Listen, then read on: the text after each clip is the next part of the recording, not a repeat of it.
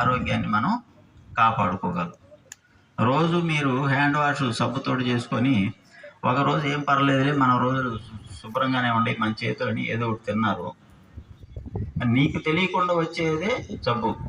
నీకు తెలియకుండా నీ చేతుల్లో ఉండే క్రిములు ఆహారం ద్వారా సీజనల్గా వచ్చేటటువంటి వ్యాధులు ఫలాని విధంగా వస్తాయి. అట్లా అన్నప్పుడు ఏం చేయాలి?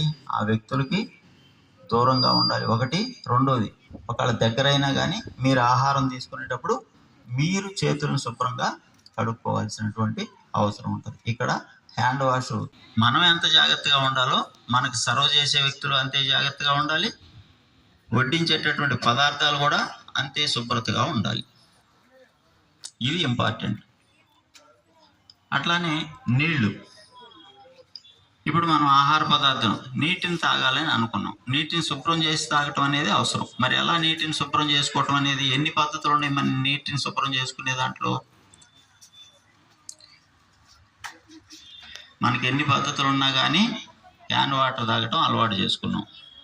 అవి నీరు శుభ్రంగానే వస్తాయి, కరెక్టే. ఇచ్చినటువంటి